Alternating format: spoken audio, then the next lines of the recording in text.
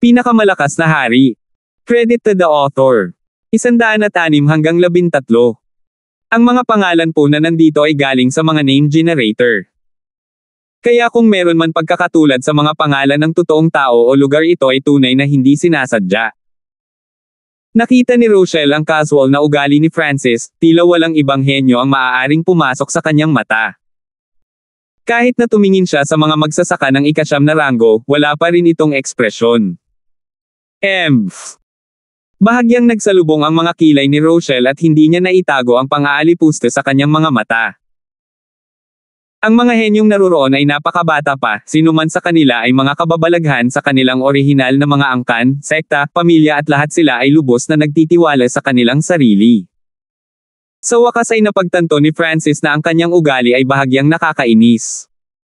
Nakatuon lang siya kay Balmond, ang iba ay hindi maaninag ang kanyang mga mata. Lord Gaius, anong uri ng espiritual na katawan mayroon ang iyong mga disipulo? Curious na tanong ni Lord Clavius. Nang marinig ito, isang mapanuksong ngiti ang lumitaw sa mga labi ni Gover. Umiling si Lord Gaius, karaniwan. Ayaw niyang pag-usapan ang tungkol sa talento ni Francis, ngunit ang kanyang reaksyon ay nagpa-curious kina Lord Clavius at Rochelle. Hindi ako naniniwala na ang kanyang talento ay mas mahusay kaysa sa akin. Isang tiwala na tingin ang lumitaw sa mukha ni Rochelle. Gabi. Nagsimulang magdaldalan ang mga kabataan habang hinihintay nilang dumating ang araw. Paminsan-minsan, nakikipag-away ang ilang kabataan sa iba. Asher. Huwag mong isipin na mababali mo kami dahil umabot ka sa ika-9 na ranggo. Mula sa hindi kalayuan ay narinig ang mga tunog ng pagtatalo.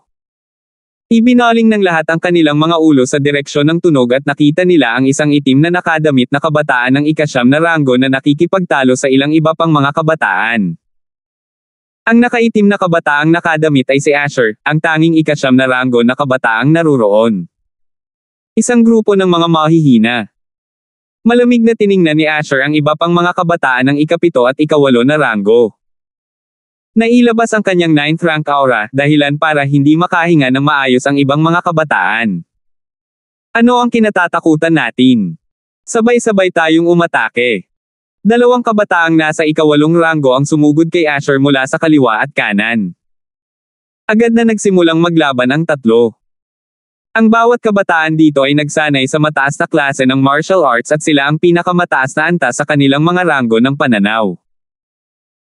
Ang dalawang kabataan ng 8th rank ay maaari pang makalaban sa 9th rank, ngunit si Asher ay nagsanay ng bilis at nakakasakit na kasanayan na parehong holy martial arts at natalo niya ang dalawang kabataan sa ilang galaw lamang. Ang lakas ni Asher ay medyo malapit sa kay Balmond. Napaisip si Francis.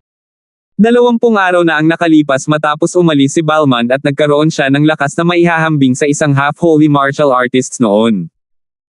Ngayon ay nakapasok na siya sa clan, magiging mas malakas pa ba siya?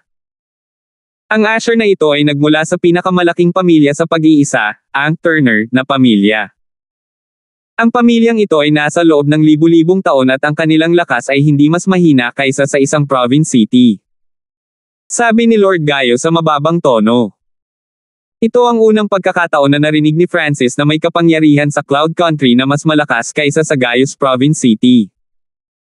Ngunit kahit na noon, ang mga pamilyang ito sa pag-iisa ay susubukan ang kanilang makakaya na ipadala ang kanilang nakababatang henerasyon sa mga clans. Flop! Flop!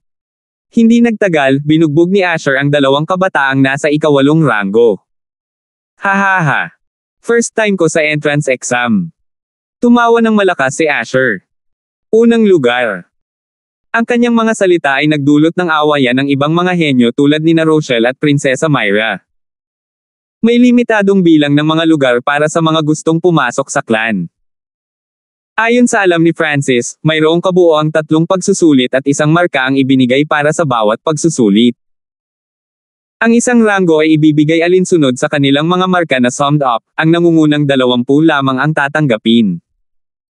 Halimbawa, kung gusto ng Broken Moon Clan na kumuha ng 20 disciples, kukunin lang nila ang top 20. Ang mas mataas na ranggo ay ang pinakamalaking bentahe na mayroon sila dahil mas mataas ang tsansa nilang makuha ng mataas na antas ng clan. Nakipag-usap si Lord Gaius kay Francis at sa iba pa tungkol dito at ngayon, si Asher ay nagpuntirya sa unang pwesto na ikinairita ng iba. Malinaw, wala ni isa sa kanila ang humamon sa kanya dahil si Asher ang may pinakamataas na cultivation at ang clan ay nasubak sa talento, lakas at enlightenment. Talent took up 60% of the test, which means na kahit ikaw ang pinakamalakas baka hindi ka mauna. Pinakamahalaga ang talento. Tama. Kahit gaano ka pa katatag ngayon, malalampasan ka pa rin dahil sa kawalan ng talento. Sinabi ito ng ibang mga kabataan ngunit wala ni isa sa kanila ang humamon sa kanya. Ang mga nakatatandang henerasyon ay hindi nakialam sa mga kabataan dahil akala nila ito ay larong pambata lamang. Asher, Myra, Rochelle at Sun Yuanhap. Nakatuon ang mga mata ni Francis sa mga taong inaakala niyang pinakakahanga-hanga. Ang taong may pinakamataas na cultivation ay si Asher. Kasunod niya ay dumating sina Myra at Rochelle, na parehong may matinding kagandahan. Huli sa lahat ay dumating si Yuanhao. Ang dahilan kung bakit nakaramdam si Francis ng interes sa kanya ay dahil siya ay 13 hanggang 14 taong gulang lamang, ngunit siya ay nasa ika-8 na ranggo. Si Yuanhao ay napakalinis at maikli, ngunit naramdaman ni Francis ang isang aura na katulad ng paglabas ni Balmond mula sa kanya. Parang naramdaman ang kanyang titig, inosenteng ngumiti si Yuanhao sa kanya. Unti-unting lumipas ang oras. Makalipas ang ilang oras, isang mahinang liwanag ang lumitaw sa kalangitan. Lumitaw si Dawn. Ang mga sinag ng sikat ng araw ay kumikinang patungo sa ambon ng Sky Moon Mountain, na sumasalamin sa isang maluwalhating pilak na kinang. Lumitaw ang hugis ng bundok, ngunit ang ambon sa paligid ng bundok ay naging mahirap makita kung ano ang nasa loob. Sa mahina, si Francis ay tila nakakita ng isang nakakabighaning tanawin, may mga sapa, ilog at maging mga lupang sakahan upang magtanim ng mga pananim. Sa tuktok ng berdeng burol, may mga blok at blok ng mga gusali. Nang ganap na iikot ni Francis ang kanyang kaliwang mata, nakita niya ang isang malalim na berdeng palasyo na lumulutang sa kalangitan at ang Asher na kidlat ay bumaha sa paligid nito. Ano? Ang buong palasyo ay lumulutang sa himpapawid sa pagitan ng kidlat. Natigilan si Francis. Ang bawat bagay sa loob ng clan ay tila iba sa labas ng mundo. Ang palasyo ay napakaganda habang ito ay nasa pagitan ng kidlat at hangin na nagbibigay ng pakiramdam ng kabanalan. Ang puso ni Francis ay hindi mapakali at naramdaman niya ang isang tunog na nagmumula sa kanyang kaliwang mata na parang may naramdaman ito. Gusto niyang magtanong sa iba, ngunit hindi niya magawa dahil ang palasyong iyon ay napakalayo at nagtago sa likod ng ambon na hindi man lang makita ng mga nasa Ascended Realm. Weng! Isang maliwanag na flash ng puting liwanag ang lumitaw mula sa kabilang gilid ng bangin. Nakita ni Francis ang isang pintong bato na tumitimbang ng ilang libong kilo ng dahan-dahan. Bumukas na ang gate. Mula sa karamihan ay nagmula ang mga tagay. Teng! Teng! Teng! Ang ilan sa mga figure ay agad na sumugod sa na hugis na landas. Malapit nang magsimula ang entrance test. Binalaan ni Lord Gaius ang kanyang 3 alagad at pinangunahan ang daan. Pagkarating sa dulo ng landas, nakarating sila sa harap ng tarangkahang bato. Ang batong gate na ito ay ang pasukan sa Broken Moon Clan. May 4 na kabataang nakatayo doon at bawat isa sa kanila ay may nakakatakot na aura na nagpang-inig pa sa mga nasa ika-9 na ranggo. Pagbukas ng kaliwang mata, nakita ni Francis na ang lakas ng 4 na kabataan ay kapantay ni Lord Gaius.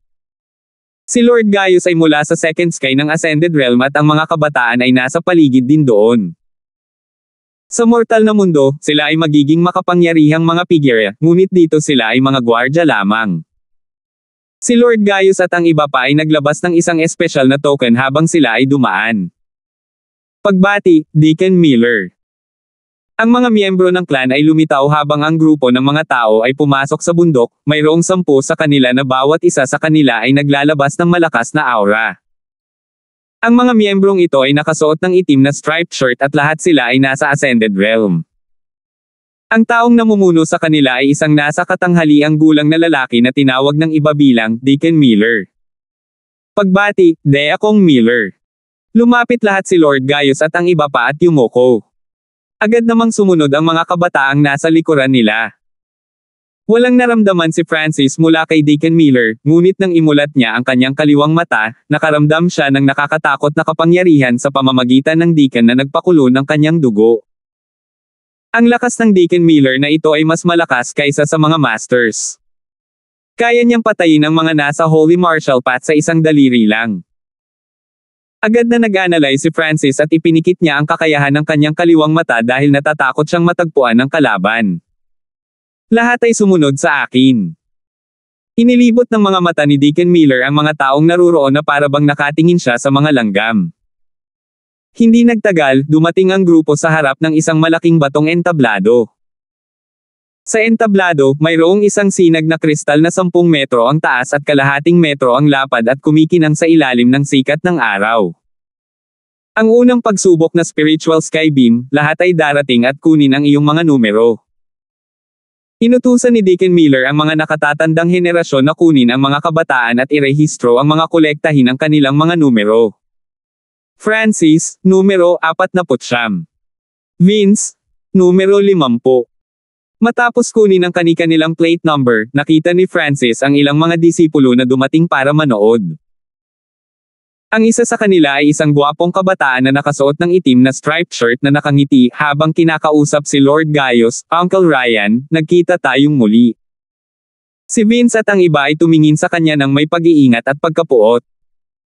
Ang gwapong kabataang ito ay si Quan Chen, ang taong kumuha kay Balmond noong araw na iyon. 107. Dahil sa hitsura ni Quan Chen, bahagyang naabala si Francis at ang iba pa. Kalmado si Lord Gaius, huwag kang mag-alala, isa lang siyang disipulo na nasa third sky of the ascended realm at wala siyang sapat na kapangyarihan para makagambala sa pagsubok. Sa entablado ng bato, pinagmasdan ni Deacon Miller ang mga nanunood na disipulo na may babala sa kanyang mga mata.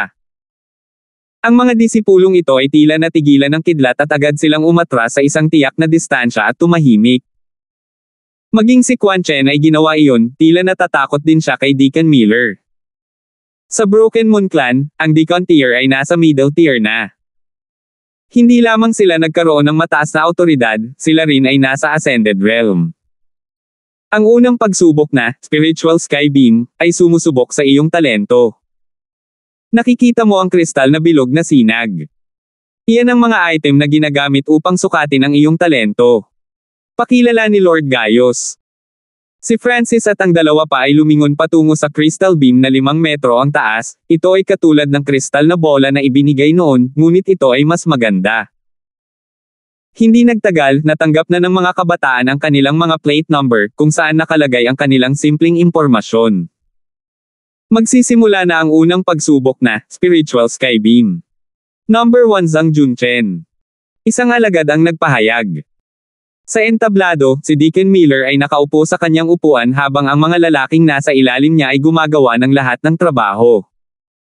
Hindi nagtagal, ang number 1 na si Zhang Junchen ay umakyat sa stage at dumating sa harap ng spiritual sky beam.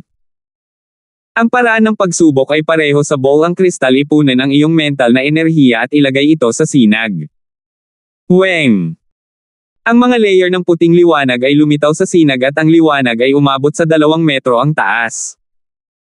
Ang buong spiritual sky beam ay 5 metro ang taas, ang unang 4 na 0.5 metro ay nangangahulugan ng mortal body, mababang, gitna, mataas, tuktok.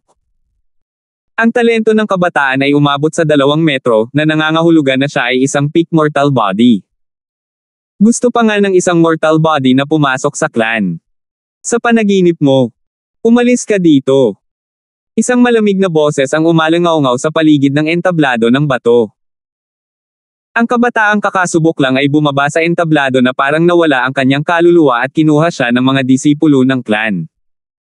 Ang eksenang ito ay naging dahilan upang magtinginan si Francis at ang dalawa pa sa gulat. Kailangang malaman ng isang tao na ang isang henyo tulad ni Hanford Linlong ay mayroon lamang mas mataas na mortal body.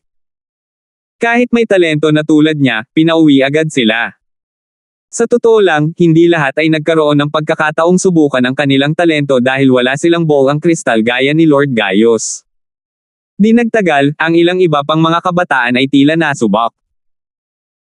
Ang pangalawang kabataan ay may mas mahusay na marka kaysa sa unang kabataan na ang kanyang ilaw ay umaabot sa 2.5 metro na kumakatawan sa isang mababang antas na espiritual na katawan. Low-tier spiritual body, pumasa. 2 puntos para sa unang pagsubok. Ayon sa mga alituntunin, hanggat ang talento ng isang tao ay lumampas sa 2 metro, tinanggap sila at binigyan ng marka bilang paggalang sa kung anong taas ang naabot ng kanilang talento. Ang 2.25 metro ay 1 puntos at ito ay kumakatawan sa kalahating espiritual na katawan. Ang 2.5 metro ay 2 puntos at kumakatawan sa isang mababang antas na espiritual na katawan. Ang 2.75 metro ay 3 puntos at ang talento ay nasa pagitan ng isang mababang gitnang espiritual na katawan. Kung ang talento ng isang tao ay umabot sa 3.5 metro, makakakuha sila ng 6 na puntos dahil nangangahulugan ito ng isang mataas na espiritual na katawan. Ang 6 na puntos ay isang perpektong marka sa isang tiyak na lawak dahil kung ang talento ng isang tao ay katulad ng kay Balmond, makakatanggap sila ng 10 puntos at papasok kaagad sa clan nang hindi man lang kumukuha ng mga natitirang pagsusulit. Ang unang pagsubok ay ang pinakamahalaga. Numero 27, Asher. Sumigaw ang alagad na tumatawag sa mga pangalan. Agad na tumingin ang mga kabataan kay Asher, ang tanging umabot sa 9 na ranggo. Weng. Ang ilaw sa sinag ay kumikislap ng napakaliwanag na ang mga tao mula sa milya-milya ang layo ay makikita pa ito. 3.25 metro. Natigilan ang mga kabataang nanunood sa ibaba. 3.25 metro, pumasa. 5 puntos. Ang mga marka ni Asher ay halos perpekto dahil sino mang higit sa 6 na puntos sa unang pagsubok ay tatanggapin ng walang pag-aalinlangan. Nagpatuloy ang pagsusuri na hindi bababa sa 1/3 ng mga kabataan ang naalis. Numero 33, Myra. Sa sandaling ito, ang mga tingin ng mga kabataan ay naaakit ng marangal na batang babae na ito, siya ang prinsesa ng Cloud Country, si Myra. Weng. Ang ilaw ay tumaas ng 3 metro ang taas sa sinag. Ang kanyang talento ay isang mid-tier na espiritual na katawan. 3 metro, pumasa. 4 na puntos. Ang talento ng karamihan sa mga kabataan ay mas mababa sa 3 metro at bilang isang prinsesa na may napakagandang hitsura at mataas na talento, ang kanyang hinaharap ay hindi maisip. Hindi mapigilan ni Francis ang tumango, ang mga kabataang kinaiinteresan niyang lahat ay may magandang talento. Numero 41, Rochelle. Isang nakangiting batang babae ang lumutang sa entablado. Tiningnan siya ni Francis nang may interes. Medyo hindi siya nasisiyahan sa kanya noon at mula sa kumpiyansa niyang hitsura, malamang na mayroon siyang magandang talento. Weng. Ang nagniningning na ilaw sa sinag ay napakaliwanag na nakikita ito ng lahat sa loob ng 10 milyang radius. O Diyos ko! Gulat na gulat ang mga kabataan sa ibaba. Ang ilaw ay umabot sa 3.5 metro. 3.5. Mabuti. High-tier spiritual body. 3.5 metro. Ito ang pinakamagandang resulta sa ngayon. Number 41 Rochelle, hindi mo na kailangang kumuha ng iba pang mga pagsusulit at maaari kang makapasok kaagad sa clan. Maging ang mga mata ni Deacon Miller ay lumiwanag. Mataas na tier na espiritual na katawan. Ito ang pinakamagandang resulta mula sa pagsubok hanggang ngayon.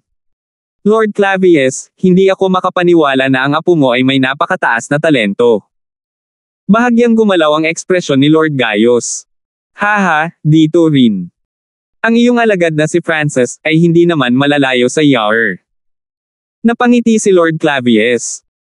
Dahil ang edad ni Francis ay nasa edad ni Rochelle at ang kanilang cultivation ay halos pareho, si Lord Clavius ay automatikong ipinapalagay na ang talento ni Francis ay katulad ni Rock Hills. Ngumiti si Lord Gaius bilang tugon ngunit nanatiling tahimik. Pagkatapos ng pagsusulit ni Rochelle, walang ibang nakalampas sa kanya. Iilan lamang ang nakarating sa gitnang baitang espiritual na katawan dahil may malaking pagkakaiba sa pagitan ng gitna at mababang baitang espiritual na katawan. Numero 49, Francis. Narinig ang boses ng alagad. Si Francis na, at nakatutok sa kanya sina Lord Gaius at Lord Clavius. Sa hindi kalayuan, si Rochelle ay nagbigay ng mapanuksong sulyap. Wala pang nakahihigit sa kanya hanggang ngayon. Sumulyap si Francis kay Rochelle bago kumpiyansa na naglakad paakyat sa hagdanan. Parehong nabigla sina Rochelle at Lord Clavius, mula sa mga mata ni Francis, nakita nila ang paghamak, na parang hindi niya inilalagay si Rochelle sa kanyang mga mata. Tingnan natin kung ano ang talent mo. Galit na bumantong hininga si Rochelle, ngunit nakaharap sa casual at kumpiyansang hitsura ni Francis, masama ang pakiramdam niya. Mas maganda kaya ang talent niya kaysa sa akin. Maging si Lord Clavius ay may solemna na ekspresyon. Pag-akyat sa entablado, inilagay ni Francis ang kanyang kamay sa spiritual skybeam. Weng! Ang ilaw sa sinag ay tumalo ng hanggang 1 metro bago bahagyang nanginag pagkatapos ay bumilis ng hanggang 2.5 metro. Nang umabot sa 2.5 metro, halos tumigil ang ilaw. Naramdaman ni Francis ang pagkibot ng kanyang kaliwang mata, ngunit hindi niya ito binuksan kung hindi ay madaling umabot sa 4 na metro ang liwanag. Nitong mga nakaraang araw, nagsasanay siya para kontrolin kung gaano karaming talento ang ipinakita niya sa pamamagitan ng pagsubok nito gamit ang bolang kristal. 2.5 metro, mababang antas na espiritual na katawan, pumasa. 3 puntos. Ang kanyang marka para sa unang yugto ay inihayag. Ang talento ni Francis ay napaka-normal at hindi siya nakakuha ng mata ng sinuman. Isang mababang antas na espiritual na katawan. Haha! Si Rochelle ay nanunuya kay Francis. Sabay-sabay na nagpakawala ng hininga si Lord Clavius at ang kanyang dalawa. Ang lolo at apo ay natakot dahil sa kumpiyansa na hitsura ni Francis. Si Francis ay lumabas ng stage at mapaglarong tumingin kay Rochelle. Ang mabahong brat na ito ay sinusubukang maging cool. Sa sobrang galit ni Rochelle ay nagsimula siyang manginig at sa wakas, napagtanto niya na pinaglaruan siya ni Francis. Wala ring masabi si Lord Clavius, naisip niya na si Francis ay may pinakamataas na talento dahil sa pananahimik ni Lord Gaius noon. Si Quan Chen na nanonood din ay ngumiti ng disdain, low-tier spiritual body. Ang mga katulad niya ay hindi man lang palakihin ng maayos ng clan. Siya ay nakatadhana na nasa ilalim ng clan. Kahit si Quan Chen ay hindi man lang inilagay ang talento ni Francis sa kanyang mga mata, kaya paano ang isang elder? Nagpatuloy ang pagsusuri at ang pagganap ni Francis ay hindi nakakuha ng atensyon ng sinuman. Nagpakawala rin ng hininga si Lord Gaius, naging matagumpay ang unang hakbang ng plano. Sina Vince at Gover ay parehong umakyat upang subukan at ang kanilang mga talento ay 3 metro at 2.75 metro ayon sa pagkakabanggit. Hindi inakala ni Francis na si Vince ay magkakaroon ng middle tier na spiritual body at si Gover ay nasa pagitan ng mababa at gitnang tier. Middle tier spiritual body. Hindi masama, ngunit halos imposibleng takutin si Master. Mukhang kailangan nating bigyang pansin itong Vince. Nakuha ng atensyon ni Vince ang atensyon ni Quan Chen, ngunit ang huli ay mayroon pa ring walang pakialam na saloobin. Patapos na ang unang yugto. Numero 72, Sun Yunhao. Nakuha ng pangalan ang atensyon ni Francis. Isang kabataang 13 hanggang 14 taong gulang ang lumakad sa entablado. Siya ay mas bata pa kay Francis, ngunit siya ay nasa ika-8 ranggo ng martial path. Ang kanyang potensyal ay nakakuha pa ng mata ni Deacon Miller. Sabik na inilagay ni Sun Yunhao ang kanyang kamay sa spiritual skybeam. Weng! Huminto ang ilaw nang umabot sa 1.25 metro o higit pa.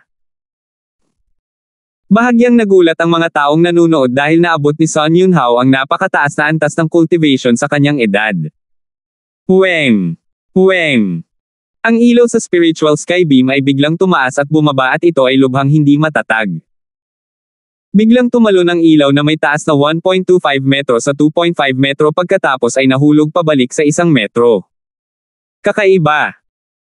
Dahil sa eksenang ito, naalala ni Francis ang sitwasyon ni Angelica noong sinubukan niya ang kanyang talento sa bolang kristal dahil ang sitwasyon noon ay lubhang hindi matatag din. Ngunit sa pagkakataong ito, sinusubok nila ang spiritual skybeam na mas binuo. Weng! Umakyat ang ilaw sa 3 metro at sumara sa 3.5 metro. O Diyos ko! Ano ang nangyayari? Natigilan ang karamihan. Ito kaya ang napakabihirang papalitan na katawan. Sabi ni Deacon Miller. Weng Xiu. Biglang sumabog ang ilaw at umabot sa 4 na metro ang naglalabas ng liwanag na napakalakas kaya natakpan nito ang lahat sa 10 milya. 4 na metro. Halos lumuwa ang mga mata ng karamihan. Halos malaglag ang panga ni Quan Chen, ang kanyang talento ay malapit pa sa Balmond. Isa pang super genius. Ito ay isang tunay na nababagong katawan. Huminahon si Francis mula sa pagkabigla at pinanibik habang si Lord Gayo sa tabi niya ay may nagtatanong na tingin sa kanyang mukha. 108. Ang talento ni Yuan Hao ay nagpawis ng husto kay Francis dahil ito ay isang tunay na katawan na nababago. Ngunit dahil hindi gaanong alam ni Lord Gaius ang tungkol sa changeable bodies dahil sila ay napakabihirang, wala siyang sinabi. Sa sandaling ito ang lahat, kabilang si Deacon Miller ay naantig. Ang liwanag mula sa spiritual skybeam ay halos nakakuha ng atensyon ng kalahati ng Sky Moon Mountain. Changeable body kahit man lang sa peak-tier spiritual body, full marks. Natanggap agad sa clan. Nag-react si Deacon Miller at nag-anunsyo. Tinalo ni Yuan Hao si Rochelle at agad siyang kinuha ng clan. Habang pababa siya ng stage ay pinagtitinginan siya ng iba ng may inggit at inggit. Ang isang henyo na tulad niya ay malapit ng maging disipulo ng isang taong may malaking kapangyarihan. Napabuntong hininga si Lord Gaius. Kapag nakikita niya si Yuan Hao, maiisip niya si Balmond at sa makatuwid ang kanyang kalooban ay nalulumbay. So, biglang lumitaw ang tunog ng hangin nang may bumaba mula sa langit. Iyon ay pakiramdam ng mga tao sa ibaba ay para silang langgam sa harap ng tao. Ang taong nakadamit ng ginto at siya ay parang Diyos habang siya ay naglalakad sa himpapawid. Sa ilalim ng pressure na iyon, kahit na ang mga nasa banal na landas ng militar ay naramdaman ang pag-freeze ng kanilang dugo. Nakita ng kaliwang mata ni Francis ang isang lalaking nakasuot ng ginto na lumipad sa himpapawid. Lumilipad. Hindi kailanman naisip ni Francis na ang mga magsasaka ay maaaring lumipad dahil ang paglipad ay isang alamat lamang. Pagbati Elder Zhu. Bulalas ni Deacon Miller habang pinupunasan niya ang pawis sa kanyang noo at yumuko patungo sa lalaking nakasuot ng gintong damit. Hoa! Sabay-sabay na yumuko ang ibang mga disipulo. Ang nakadamit na gintong elder ay nakatayo sa himpapawid at pinagmasdan ang mga disipulo na parang isang Diyos. Sa hindi kalayuan, ang mukha ni Quan Chen ay maputlang puti at nanginginig. Ang lalaking nasa harapan nila ay isang elder na may hawak ng higit na kapangyarihan kaysa sa Haiyun Master. Shua! Sa isang iglap ng ginto, ang matanda na nakasuot ng ginto ay lumitaw sa harap ni Yuan Hao. Ha. Changeable body. Gusto ko lang kumuha ng disciple, mukhang ang swerte ko. Ini-inspeksyon ni Elder Zhu si Yuan Hao nang may kagalakan.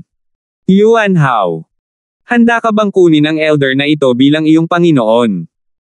Ayon sa mga patakaran, kung gagawin mo ito maaari kang maging isang panloob na disipulo kaagad. Sinabi sa kanya ni Deacon Miller.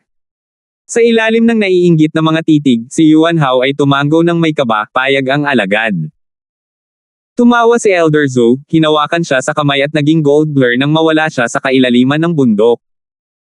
Pagkatapos ng maliit na interference na ito, ang unang pagsubok na spiritual skybeam ay magtatapos na. Sa isip ni Francis, ang imahe ng elder na lumilipad ay tumagal doon at hindi siya mapakali. Iyon ay isang tao sa true spirit realm, mayroon silang kakayahan na lumipad sa maikling panahon at kontrolin ang hindi maisip na kapangyarihan. Napabuntong hininga si Lord Gaius nang lumitaw ang paggalang at pinanibik sa kanyang mga mata. Sa ilalim ng True Spirit Realm ay ang Ascended Realm at ang huli ay mayroong 7 skies. Ang 7 skies ay nangangahulugan ng 7 pagbabago sa bawat pagbabago na nagbibigay sa magsasaka ng hindi kapani-pani walang kapangyarihan. Mula sa isang tiyak na pananaw, ang mga cultivator ng True Spirit Realm ay ang ebolusyon ng mga tao, kaya nagawa nila ang mga bagay na tila imposible para sa mga normal na tao. May kabuuang 45 na kabataan ang nakapasa sa unang pagsusulit at nakapunto sa loob ng 1 hanggang 5 puntos. Nagkaroon ng kabuuang 3 pagsusulit at ang unang pagsusulit ay binubuo ng 6 na puntos. Kung ang isang tao ay umabot sa pinakamataas na marka, sila ay tinanggap kaagad sa clan. Ang susunod na 2 pagsubok ay ang mechanism test at 9 na picture array test na nagbibigay ng maximum na 2 puntos bawat isa. Sinabi ni Lord Gayo sa kanyang mga disipulo ngunit sinasabi niya si Francis sa partikular dahil nakakuha lamang siya ng 2 puntos sa pagsusulit sa spiritual skybeam at ang susunod na 2 pagsusulit ay nagdagdag lamang upang magbigay ng kabuuan na 4. Kung ang kanyang marka ay masyadong mababa, maaaring hindi siya madala sa clan. Naiintindihan ko. Alam ni Francis ang gagawin. Sundan mo ako sa mechanism test. Pinangunahan ni Deacon Miller ang grupo ng mga tao sa isang landas na may lapad na 1.5 metro. Sa magkabilang gilid, may 2 bundok at may mga kuwebang gawa ng tao sa mga iyon. Ito ang mechanism test. Pagkatapos na pumasok sa mechanism path, kailangan mong pumatay ng mga mekanikong hayop na may parehong antas ng cultivation gaya mo. Makakakuha ka ng puntos para sa pagpatay ng 2 at 2 puntos para sa pagpatay ng 4 o higit pa. Anunsyo ni Deacon Miller. Sa totoo lang, nakatanggap na si Francis ng impormasyon mula kay Lord Gaius. Numero 3, Wudan. Isang alagad ang tumawag. Teng. Isang kabataang nasa ika-7 ranggo ang pumasok sa loob at naglakad papunta sa landas. Huang.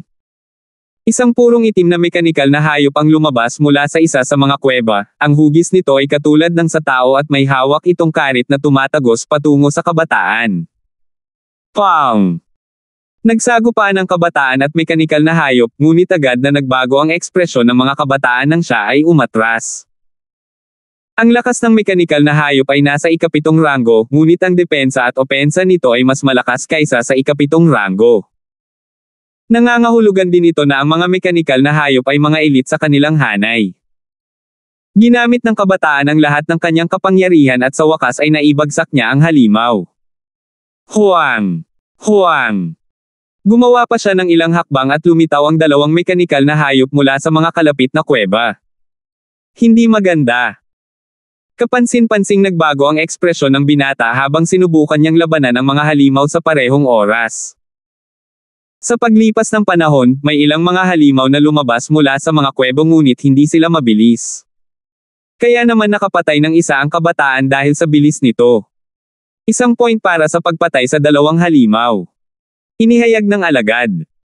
Pagkatapos nito, ang ilan pang mga henyo ay umakyat at nakipaglaban sa mekanikal na hayop. Karamihan sa kanila ay nakapatay ng 1 o 2, ngunit napakahirap pumatay ng 4 o higit pa.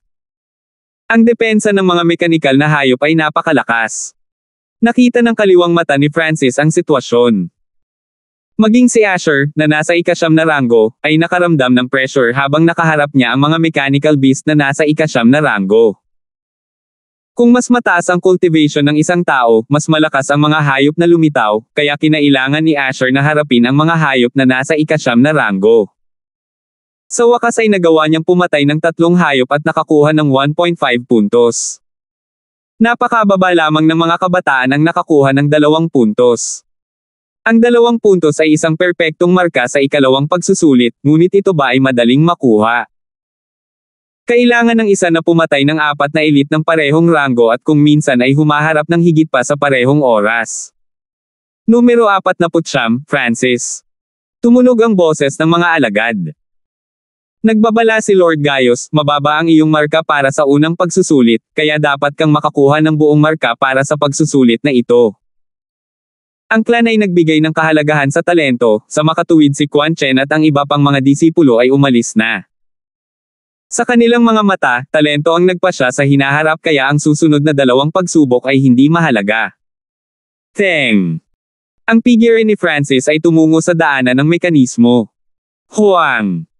Maya-maya ay lumitaw ang isang halimaw mula sa isang kuweba sa malapit. Starfinger. Umaagos na tindig ng hangin. Agad na napapikit ang figure ni Francis sa halimaw at bahagyang gumalaw ang kanyang katawan sa gilid upang iwasan ang mekanikal na pag-atake ng mga hayop. Tonk! Ang Asher niyang daliri ay tumama sa punto kung saan magkadugtong ang 2 bahagi. Flop! Agad na nahulog ang brasong may hawak ng sandata. Ang gayong mga reflexes at katumpakan ay nagpatigil sa iba. Tonk! Tonk! Tonk! Pagkatapos ay agad na nagpaputok ng isa pang daliri si Francis na tila mga paputok. Sa ilang paghinga lamang, ang mga braso at binti ay pinutol ni Francis at ang mekanikal na hayop ay nahulog sa lupa. Anong precision at bilis?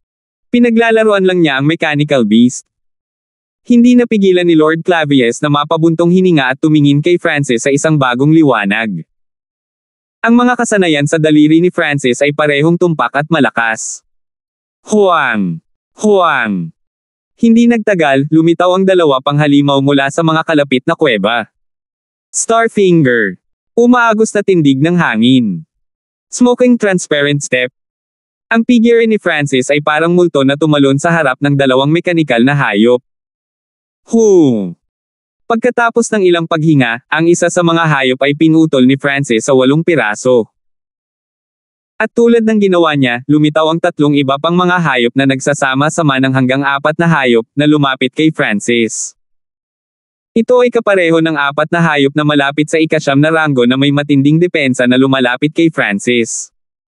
Sa ilalim ng sitwasyong ito, hindi maraming kabataan ang makakayanan ito. One-line Starfinger. Tornado Stance.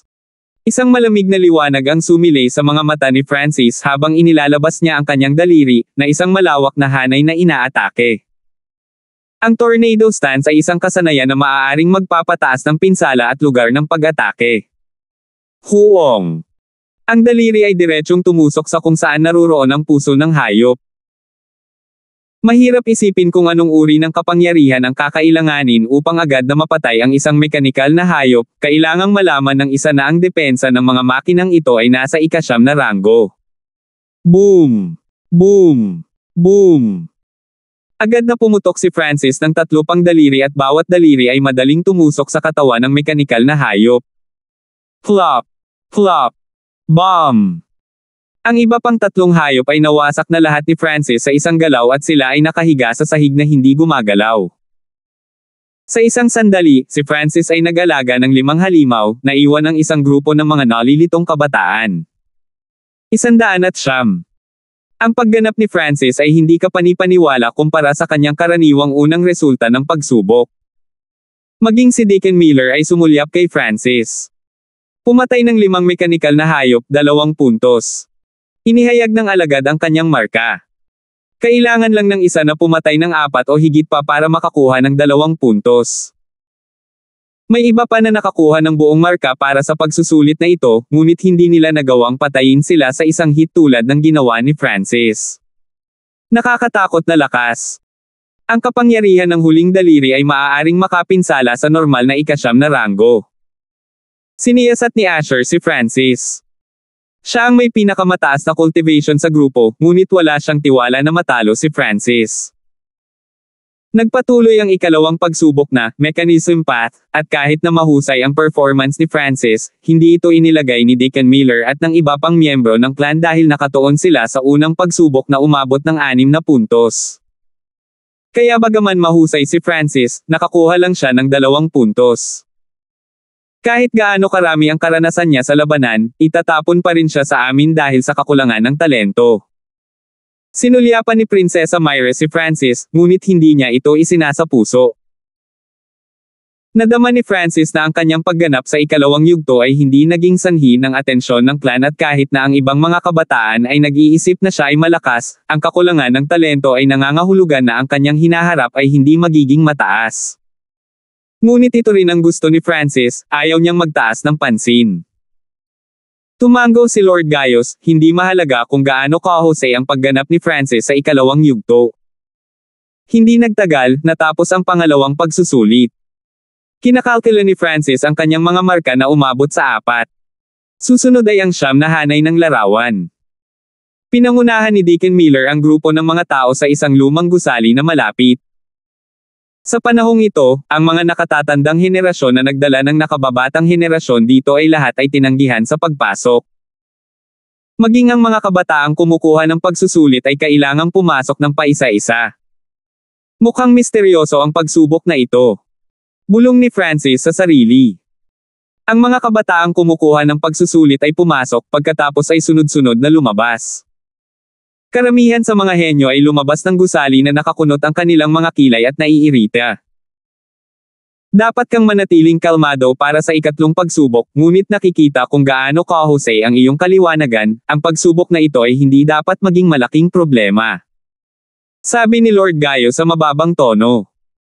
Tumango si Francis, mula nang sumanib sa kanya ang misteryosong kaliwang mata, tumaas ang kanyang reflexes at pangunawa. Pagkaraan ng ilang sandali, sa wakas ay turn na ni Francis. Numero 49, Francis. Sa boses ng disipulo, humakbang si Francis sa sinaunang gusali. Walang laman ang gusali, wala man lang masyadong alagad ng klan dito. Pumunta ka sa itaas. 2 alagad ang nakatayo sa tabi ng hagdan.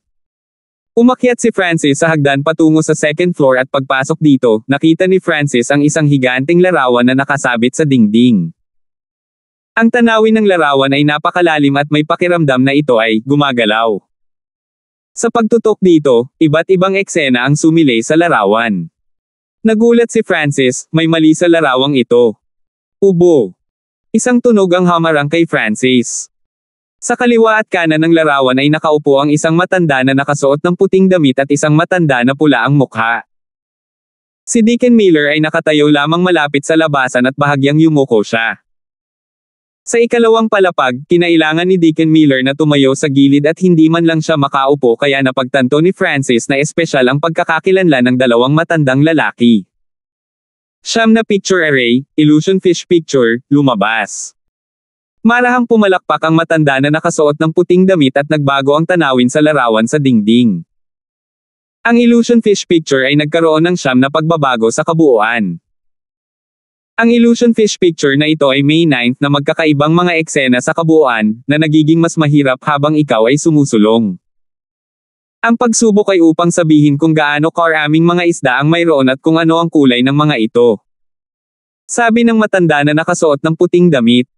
Bilang at kulay ng mga isda. Tumango si Francis bilang pag-unawa. Hindi nagtagal, tiningnan ng mabuti ni Francis ang unang pagbabago na medyo simple. 3 isda, 1 itim at 2 berde. Sagot ni Francis. Walang ekspresyong binago ng matanda na nakasuot ng puting damit ang eksena sa pangalawang larawan. Tiningnan ito ni Francis, na medyo mas komplikado kaysa dati. Pero hindi pa rin nila nalampasan ang matatalas niyang mata. 5 isda, 1 itim, 2 pula at 2 puti. Mabilis na sumagot si Francis. Bahagyang nagbago ang ekspresyon ng matanda na nakasuot ng puting damit at matanda sa pulang mukha. Bawat larawan na nasagot ng tama ay nagbibigay ng kalahati na puntos at ang mga kabataan noon ay nakakuha ng 1 puntos o higit pa, ngunit gumugol sila ng maraming oras sa pag-iisip. Ang oras ng pagtugon ni Francis ay mas mabilis kaysa sa iba. Maya-maya, lumabas ang third picture. 8 isda, 2 itim, 2 puti, 3 pula at 1 berde. Walang pag-aalinlangan na sagot ni Francis. Nagkatinginan ng 2 matanda, pagkatapos ay siniyasat nila si Francis. Kapag ang illusion fish picture ay umabot sa ikatlong eksena, ang lalim na kasangkot ay magpapatagal sa pag-iisip ng mga cultivator ng Ascension Realm, ngunit naibigay ni Francis ang sagot sa loob lamang ng ilang paghinga. Hindi nagtagal, muling nagbago ang larawan. 13 fishes, 5 blue, 3 gold. Tumigil sandali si Francis bago sumagot. Ang pagkagulat ay lumitaw sa 2 mata ng matanda. Ayon sa mga patakaran, nakakuha ng buong marka ang isa kung matagumpay nilang naipasa ang ika-4 na eksena ngunit. Magpatuloy. Pumalakpak ang nakaputing nakadamit na matanda at lumitaw ang isa pang eksena. Weng. Ang ika-5 pagbabago ay lubhang komplikado, nakita ni Francis ang mga isda na naglalaro sa paligid at tumatalon sa hangin. Ang pagkawala ng anumang maliit na punto ay maaaring magbago ng malaki sa sagot. Pagkatapos mag-isip ng kaunti, sinabi ni Francis, 27 isda, 7 kayumanggi, 6 na orange. Nagbago ang ekspresyon ng mga matatanda habang nakatingin sila kay Francis nang may pagtataka at nagninangas. Pagkatapos ay ipinakita ng matanda na nakasuot ng puting damit ang ika-6 na eksena. Ang ika-6 na larawan ay puno ng katotohanan at mga ilusyon na nakasalansan sa bawat isa. Sa sandaling ito, biglang naging matalim ang mga mata ni Francis at pagkatapos matitigan ang larawan ng ilang sandali ay tumugon siya ng 48 isda, 9 na lila, 12 itim. Nang walang anumang pagtatanong, sumagot na naman siya ng tama. Bakas ang gulat sa mga ekspresyon ng 2 matanda habang nakatingin sila sa isa't isa. Tila may naramdaman si Francis dahil ang mga pagbabago pagkatapos ng ika-4 na eksena ay lumampas sa limitasyon ng mga henyo, maliban kung sila ay may mataas na pangunawa. Napabuntong hininga ang matanda na nakasuot ng puting damit nang buksan niya ang ika-7 eksena.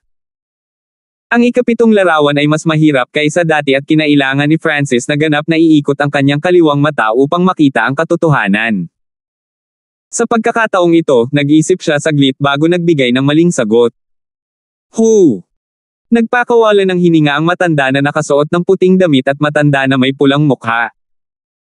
Kung si Francis ay makakasagot muli ng tama, siya ay magiging isang halimaw na henyo, ngunit paano nila malalaman na sinadya ni Francis ang isang maling sagot? Ako ang Vice Head ng Grasswood Division, gusto mo bang pumasok sa Grasswood Division at kunin ako bilang iyong master? Isang matamis na ngiti ang ibinigay ng pulang mukha na matanda. Vice Head. Master. Tumayo si Francis na nalilito. Matandang Guan, ano ang ibig sabihin nito? Sinusubukan mo bang nakawin ang aking disipulo? Hindi mo ba nakikita na ang kanyang kakayahan ay erase? Siya ay masangkop na pumasok sa Clan Mission Division. Mukhang galit na galit ang matanda na nakasuot ng puti. Kahit papaano, nagsimulang mag-away ang dalawa na hindi sumusuko sa isa't isa.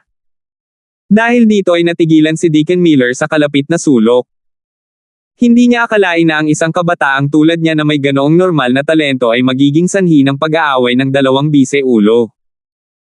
Sa Broken Moon Sect, mayroong iba't ibang dibisyon tulad ng Regulation Division, Grasswood Division, Clan Mission Division, Central Division at Grasswood Division. Ang Grasswood Division ang namamahala sa pagtatanim, paggawa ng tableta at pagpapagaling. Ang Grasswood Division ay napakapopular, lalo na sa mga gumagawa ng tableta. Ang matandang iyon na si Guan ay isa sa mga pinakamahusay na Pillmaster ng Grasswood Division. Ang Clan Mission Division ang namamahala sa mga banayad na bagay sa clan, kabilang ang pag-aayos at pagpapanatili ng mga arrays ng bundok.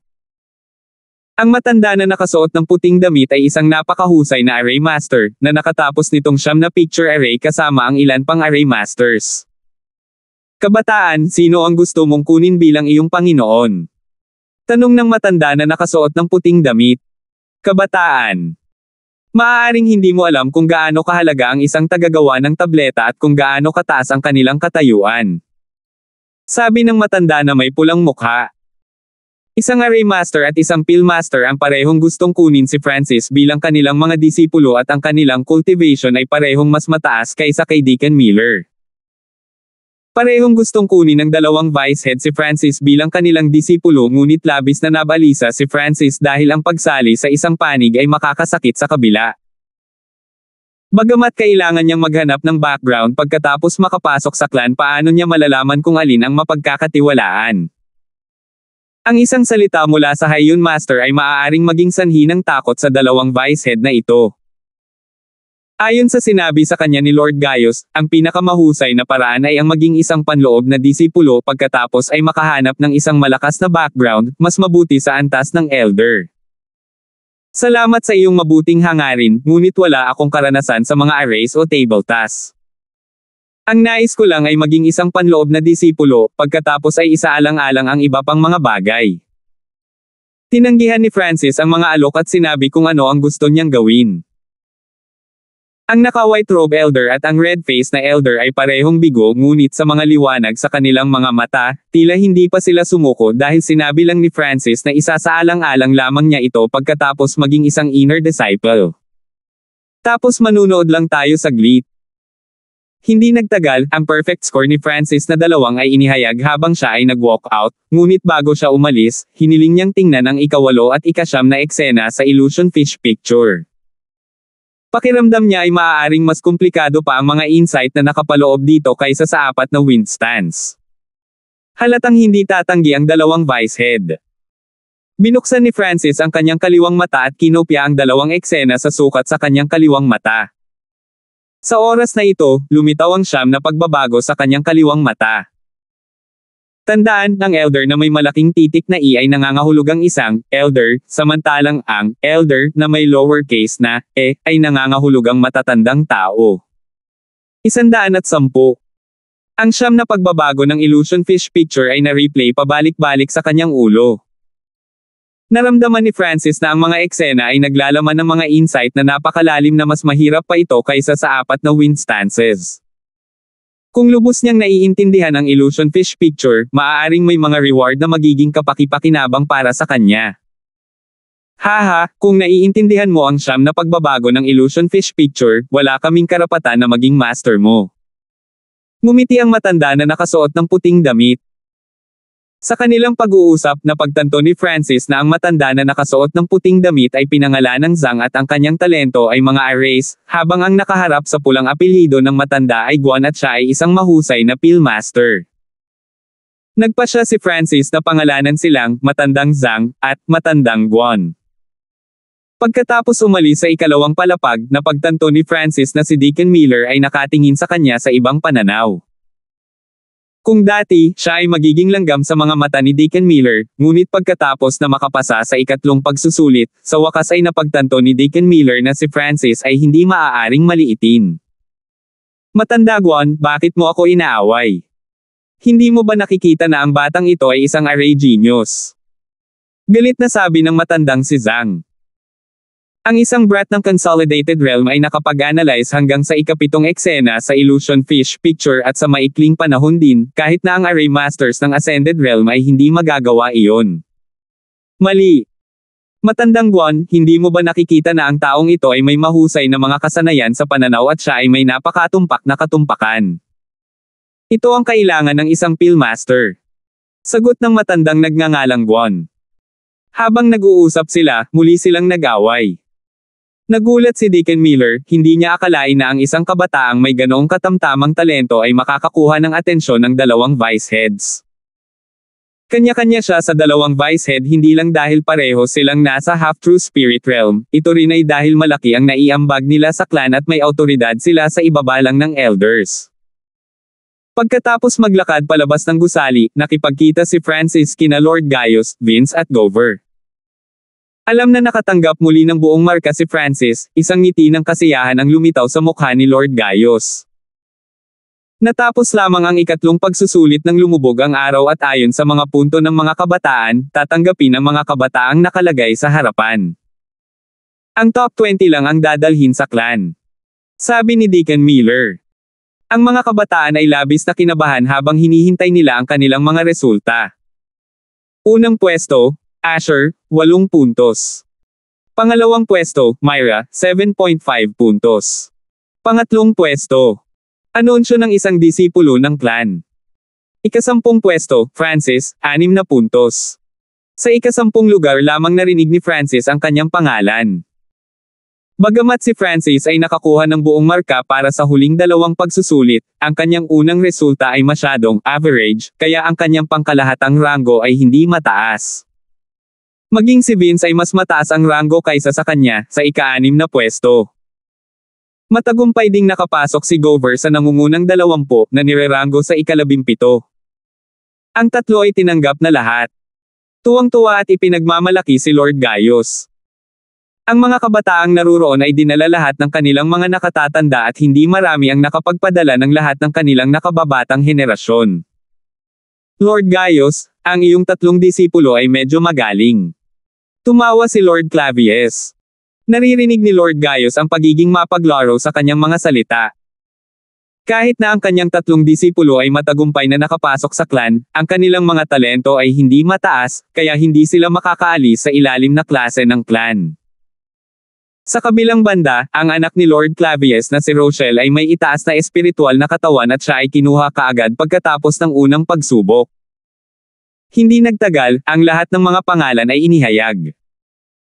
Ang Broken Moon Clan ay kumuha ng kabuoang 22 disipulo kabilang ang maraming mahuhusay tulad ni Yuan Hao, na may baguhin na katawan, na kinuha kaagad bilang disipulo ng isang elder.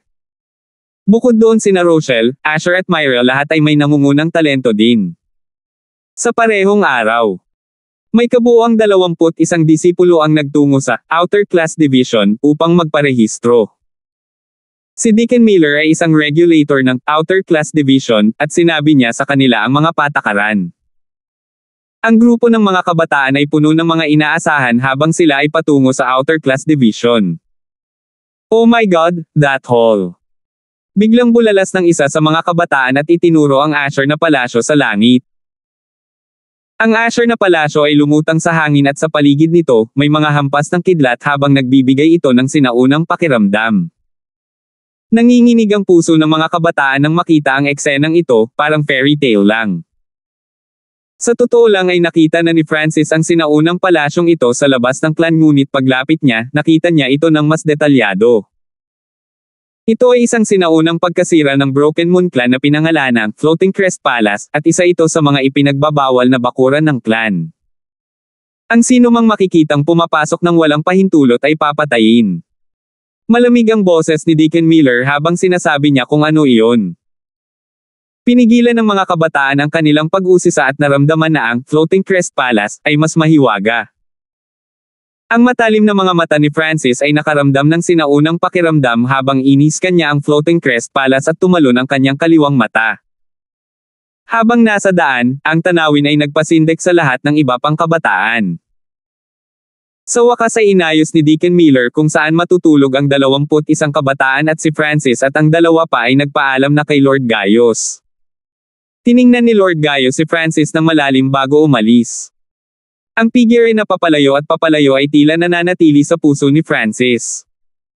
Hindi ko lang kukumpletuhin ang hiling ni Master, hahantong din ako sa rurok ng henerasyong ito. Ikinuyom ni Francis ang kanyang dalawang kamao habang kumukulo ang kanyang dugo. Natuwa sa kanya ang mundo ng mga clans. Ayon sa mga alituntunin ng Broken Moon Clan, ang mga bagong disipulo ay may unang ilang araw na walang pasok upang maging pamilyar sa clan at sila ay bibigyan ng gawain pagkatapos. Kailangan nilang bayaran ang clan para sa paggamot at mga mapagkukunang natanggap nila, at mayroong iba't ibang mga gawain, ang ilan ay mabuti at ang ilan ay masama. Ang ilan sa mga masasamang gawain ay kasama ang pagmimina at pagdadala ng S******, at ang mga mapanganib ay kasama ang pagpatay ng mga hayop at paggalugad ng mga guho. Sa 3 araw, bibigyan tayo ng clan ng mga gawain. Natatakot lang ako na makialam si Quan Chen at pahirapan tayo. Si Vince at Gover ay nag-aalala, habang si Francis ay kalmado. Ang mga bagong panlabas na alagad ay inatas ang manirahan sa mga silid na gawa sa kahoy sa loob ng 3 araw, ngunit sa loob lamang ng ilang oras. Ang mga bagong papasok na disipulo ay nakipag-away sa mga lumang disipulo. Mula sa labas ay nanggagaling ang ingay ng away, ngunit mabilis silang hamupa. Lumabas si Francis sa kanyang kahoy na silid at natagpuan niya ang 2 o 3 bagong disipulo sa lupa na humihinga para sa hangin. Mga bagong brats, binibigyan ko kayo ng mukha sa pamamagitan ng pagpayag sa inyo na maglaban ng aking damit at magpainom sa akin ng tubig. Isang lalaking may peklat na mukha ang malamig na tumingin sa mga bagong pasok na disipulo. Si Lambert iyon, ika-28 siya sa mga outer disciples. Hindi ako makapaniwala na may interes siyang i-bully ang mga bagong disipulo. Ang ilan sa mga nakatatandang disipulo ay nakayuko. Si Lambert ay nasa ika-28 na ranggo at naabot niya ang tuktok ng ika-9 na ranggo. Tinansya ni Francis na ang lakas ng kalaban ay medyo mas malakas kaysa kay Yelinyo. Kahit si Asher na may pinakamataas na cultivation sa mga kabataan ay hindi nang ahas na hominin siya. Sa ilalim ng kapangyarihan ni Lambert, ang ilang mga panlabas na disipulo ay nagpunta upang labhan ang kanyang mga damit para sa kanya nang hindi sinasadya. Zizi, nabalitaan ko na may 2 magagandang sisiw sa pagkakataong ito at isa sa kanila ay isang prinsesa. Dinilaan ni Lambert ang kanyang mga labi at dahan-dahan siyang naglakad patungo sa tinitirhan ni Prinsesa Myra. Krikik. Binuksan ni Myra ang kanyang pinto at malamig na sinabi, "Naglakas loob akong hawakan mo ako." Ngumiti si Lambert at hindi nang ahas na saktan si Myra. Bilang prinsesa ng Cloud Country, ang matataas na antas ng bansa at ang clan ay nagkaroon ng matalik na relasyon. Bukod doon, nagkaroon din ng malapit na relasyon si Asher sa clan dahil nagmula siya sa pinakamalaking pamilya sa pag-iisa. Kahit na ang isang tulad ni Rochelle ay tinatrato ng mabuti dahil sa kanyang upper spiritual body. Ang mga may mataas na talento ay nagkaroon ng pagkakataon na magkaroon ng mas magandang kinabukasan, kaya kahit si Lambert ay hindi nang ahas na maging masyadong mayabang. Itong Lambert ay isang bastard na takot sa malalakas at nananakot sa mahihina. Ang mga bagong pasok na disipulo ay nagtago ng kanilang puot sa loob ng kanilang mga puso. Hindi nang ahas si Lambert na saktan sina Asher, Myra at Rochelle ngunit labis siyang mayabang sa lahat. Tiningnan ito ni Francis ng malamig, ngunit hindi siya nakialam. Tuwang-tuwa ang mga kabataan noong gabing iyon at hindi sila makatulog, kaya nagsimula na lang si Francis na sanayin ang silver wall technique at returning breath technique, habang sinusubukan ding makakuha ng mga insight mula sa 4 na wind stances. Naperpekto na niya ang unang 2 tindig at 70 hanggang 80% siya sa ikatlong tindig partial wind stance. Sinubukan pa nga ni Francis na gamitin ang pang-4 na tindig, burning wind stance, ngunit ang kapangyarihan nito ay napakalakas kaya natakot si Francis na nakatingin lang dito. Ang partial wind stance ay naglalayon para sa tugatog ng talas at ito ay isang target na nakakasakit na kasanayan, habang ang burning wind stance ay naglalayon ng pagkawasak na sinusunog ang lahat ng nasa daan nito. Sa ikalawang umaga, tumayo si Francis mula sa kanyang kinatatayuan at lumabas sa kanyang pintuan pagkatapos humikab. "Bata! Hugasan mo ang medyas ko." Isang nangingibabaw at mayabang na boses ang narinig. Nakita ni Francis na ang may-ari ng boses na ito ay si Lambert na ika-28 sa mga panlabas na disipulo.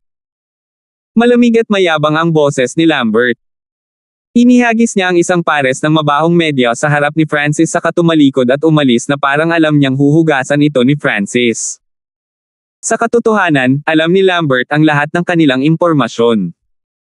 Halimbawa, si Francis ay may normal na talento at hindi mataas ang cultivation, kaya hindi nag-alala si Lambert na si Francis ay makapaghiganti. Sa tingin ba ng lalaking ito ay gagawin ko ito? Lumamlam ang mukha ni Francis habang winuwagayway niya ang kanyang mga kamay at lumitaw ang magulong hangin na pumutol sa mabahong medyas ni Lambert. Dahil sa eksenang ito, biglang nagbago ang ekspresyon ni Vince at Gover, na parehong kagigising lang. 111. Ang mga kilos ni Francis ay naging sanhi ng pagpapawis din ng ibang mga disipulo sa malapit. Inihagis ni Lambert ang kanyang medyas sa harap ni Francis saka mabilis na umalis, kaya hindi niya nakita ang mga kilos ng huli. Nagpakawala ng hininga sina Gover at Vince. Lumabas si Francis sa tinitirhan ng mga disipulo at naglibot siya sa ibang mga lugar upang pamilyar sa kanila. Sa isa pang ilang araw, bibigyan ng clan ng mga gawain ang mga bagong disipulo. Hindi nagtagal, dumating si Francis kung nasaan ang library. Ang library na ito ay bukas sa sinumang panlabas na disipulo at hindi mabigla si Francis nang makita niya ang mga kasanayan sa loob. Kabilang sa martial arts ng outer library ang kalahating holy martial arts at holy martial arts, na makikita ng bawat alagad. Nadama ni Francis na ito ay hindi kapanipaniwala. Sa labas ng kalahating holy martial art ay bihira na at ang holy martial arts ay isang alamat lamang. Ngunit ang banal na martial arts dito ay lahat ay nakita bilang mortal martial arts. Mortal, espiritual, lupa at langit. Ito ay kung paano nirerango ang holy martial arts. Ang bawat baitang ay nahahati sa 4 na rango, mababa, gitna, mataas, at peak. Si Francis ay medyo may kaalaman. Ang kanyang silver wall technique ay kabilang sa low-class mortal holy martial art, ngunit isa ito sa pinakamahusay sa mga mababang uri. Halos inis ka ni Francis ang mga aklat sa library at nalaman niyang karamihan sa mga ito ay hindi mas mahusay kaysa sa kanyang silver wall technique. Malinaw niyang naalala ang sinabi ni Lord Gaius na kapag ang isa ay naging isang inner disciple ay makakakuha sila ng mas mahusay na martial arts, kaya hindi siya dapat matuto ng napakaraming lower class na kasanayan sa ngayon. Sa wakas ay naska ni Francis ang mga mortal class na martial arts na ito, ngunit wala man lang interes dahil hindi ito ang kanyang layunin. Pagkatapos ay sinubukan ni Francis na maghanap ng mga libro tungkol sa mga clans para idagdag sa kanyang kaalaman. Isa sa mga aklat ang nagpakilala sa kasaysayan ng clan, ngunit si Francis ay hindi masyadong interesado. Ngunit ipinaliwanag ng isang bahagi ng teksto ang mga kaharian noong sinaunang panahon. Ang landas ng cultivation ay nahahati sa 8 dakilang kaharian, pinagsama-samang kaharian, Ascended Realm, True Spirit Realm, Origin Core Realm, Void God Realm, Mystic Light Realm at Heavenly Divine Realm. Nang makita ito ni Francis, bumilis ang tibok ng kanyang puso. Ito ang unang pagkakataon na narinig niya ang tungkol sa mga kaharian pagkatapos ng True Spirit Realm. Ngunit sa libro, sinabi nito na halos walang tao sa itaas ng True Spirit Realm sa Azure Flower Continent, kaya walang gaanong impormasyon tungkol sa Origin Core Realm at mas mataas. Kasabay nito, sinabi rin nito na ang Heavenly Divine Realm ay hindi napatunayang umiral. Matapos basahin ang ilan pang mga libro, mas marami na ngayong alam si Francis tungkol sa Azure Flower Continent kaysa dati. Pagkatapos ng kalahating araw na pag-upo sa library, bumalik si Francis sa kanyang tinitirhan. Pagbalik niya sa kanyang silid, narinig niya ang mga daing ng sakit mula sa kanyang katabi. Kuya Vince. Kuya Gover. Nagbago ang ekspresyon ni Francis nang lumabas siya ng kanyang silid at nakita si Gover Noren at Vince na may itim na mukha sa tabi. Anong nangyari? Lumamlam ang ekspresyon ni Francis. Nang makitang ganito ang kanyang dalawang kapatid, nahulog ang kanyang puso. Yung bastos na si Lambert. Pumunta siya dito para hanapin ka, pero hindi pa rin kami kalaban niya kahit nagsama kami ni Kuya Vince. Sabi ni Gover sa pamamagitan ng kanyang nakagisnang ngipin. Katawa-tawa. Matapos malaman ang nangyari, nag-alab ang puso niya sa galit. Sa totoo lang, siya ang nagdala kina Gover at Vince sa ganitong sitwasyon. Bumalik Lambert makalipas ang 2 oras at hindi niya nakita si Francis dito. Sa halip na tapusin ang kanyang gawain, sinira ni Francis ang kanyang mga medyas na naging sanhi ng pagkakasakit ni Lambert. Ngunit dahil wala si Francis, inilabas ni Lambert ang kanyang galit kina Gover at Vince. Kahit na nagsama ang dalawa ay wala pa rin silang pagkakataon laban kay Lambert. Kinailangang aminin ni Francis na minamaliit niya ang lakas ni Lambert. Kailangang malaman ng isa na nang magsama sina Vince at Gover, nagawa nilang sugpuin ang mga nasa ika-9 na ranggo at madali pa rin silang natalo ni Lambert. Nangangahulugan ito na ang kanyang tunay na lakas ay mas mataas pa kaysa kay Brandon. Saan nagpunta si Lambert? Inilibot ng mga mata ni Francis ang kanyang paligid habang nagpasya siyang ipaghiganti ang dalawa. Teng! Bumagsak siya sa bubong at pinagmasdan ang lugar gamit ang matalim niyang mga mata. Sa isang tiyak na punto ng oras, ang mga mata ni Francis ay dumapo sa isang maliit na pavilion sa isang bundok ilang milya ang layo. Sa loob ng pavilion na iyon ay may 3 hanggang 4 na figure. Si Francis ay lubos na pamilyar sa dalawa sa kanila na sina Roldan at Lambert. Bukod sa kanila, mayroon ding 2 pang panlabas na alagad. Lambert, good job. Tandaan, huwag hayaang magsaya ang mga brats na iyon. Sabi ni Roldan na puno ng ngiti. Bilang isang panloob na disipulo, si Lambert at ang iba ay lubos na magalang sa kanya. Hindi narinig ni Francis ang kanilang sinasabi, ngunit nahulaan niya kung tungkol saan iyon. Tulad ng hinala ni Lord Gaius, si Francis at ang dalawa pa ay hindi mabubuli ni Emerson Master mismo, ngunit ang mga nasa ilalim niya ay mambobuli sa kanila. Magaling! Napakahusay! Huminga ng mahabang hininga si Francis nang maging matalim ang kanyang mga mata. Sa ilalim ng apoy ng galit, bumalik siya sa kanyang silid at nagsimulang sanayin ang 4 na wind stances at Starfinger. Dahil hindi na makakamit ni Francis ang Silver Wall technique sa lalong madaling panahon, ang tanging paraan para mabilis siyang makakuha ng lakas ay sa pamamagitan ng Starfinger at ang 4 na wind stances. Mula sa galit sa kanyang puso, nakuha niya ang ilang higit pang mga insight sa ika-4 na tindig na Burning Wind Stance, dahil para sanayin ito, kailangan ng isang tao na magkaroon ng urge of destruction at ang galit ni Francis ang nagtulak sa kanya hanggang dito. Bukod dito, gumapang pasulong ang kanyang Starfinger patungo sa 7th level kahit hindi pa ito nakakalusot. Sa parehong gabi, muling nagpakita si Lambert. Bagong brat, hindi pa naaayos ang away natin kanina. Isang mayabang na boses ang lumabas sa labas ng pinto. Parehong nanginginig ang puso ni Gover at Vince sa katabing pinto. Magaling! Sa bulalas ni Lambert, binuksan ni Francis ang kanyang pinto at dahan-daang lumabas. Sa oras na ito, ang mga kalapit na bagong pasok na mga disipulo tulad ni Asher, Myra, Rochelle at kasamahan. Lumabas! Isang hanggal na maliit na clown. Napapikit si Francis ng paisa-isa patungo kay Lambert habang ang kanyang mga mata ay lumalamig at nanlamig. Habang lumilitaw ang layuning pumatay at galit, kumalat ang aura ng pagkawasak. Ito ang mga insight na nakuha mula sa Burning Wind Stance, ngunit hindi pa ito ganap na nakontrol ni Francis. Bumilis ang tibok ng puso ni Lambert ngunit naramdaman niyang may kakaiba. Paano siya ma-pressure ng isang brat ng 8th rank ng Consolidated Realm? Bundok opening stance. Itinaas ni Lambert ang kanyang mga kamay at gumamit ng low-class mortal skill na katumbas ng isang holy martial art. Habang nakataas ang kanyang kamay, isang aura ng paghahati ng langit ang lumitaw mula sa katawan ni Lambert. Starfinger. Tornado stance. Sinaksak ni Francis ang kanyang daliri at ang mga sinag ng Asher na ilaw ay tumama sa hangin. Boom! Isang malakas na boom ang lumitaw habang nagsasalpukan ang dalawang galaw. Pagkatapos ng unang palitan, parehong bumalik sina Francis at Lambert. Nagulat si Lambert, hindi niya maisip na ang isang kabataang nasa ika-8 ranggo ay nagawang makipaglaban sa kanya. Nagulat ang mga kalapit na alagad. One-line Starfinger. Agad na sinaksak ni Francis ang isang beses muli habang ang mga sinag ng Asher na liwanag ay naghiwa-hiwalay sa hangin tulad ng mga paputok.